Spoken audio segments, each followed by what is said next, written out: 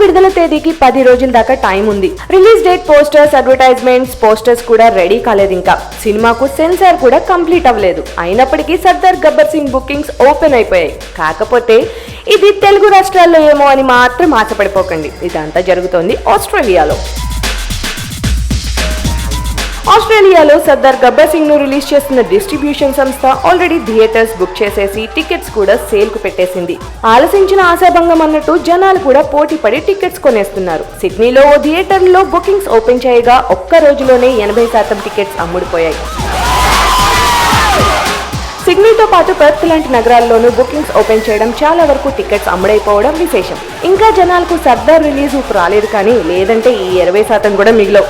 Pawan Kalyan cinema అంటేనే craze ఎలా ఉంటుందో వేరే చెప్పక్కర్లేదు. దాదాపు 3 ఏళ్ల గ్యాప్ తర్వాత పవన్ మూవీ రిలీజ్ ఉండటంతో అభిమానుల ఉత్సాహానికి అంతే లేకుండా ఉంది.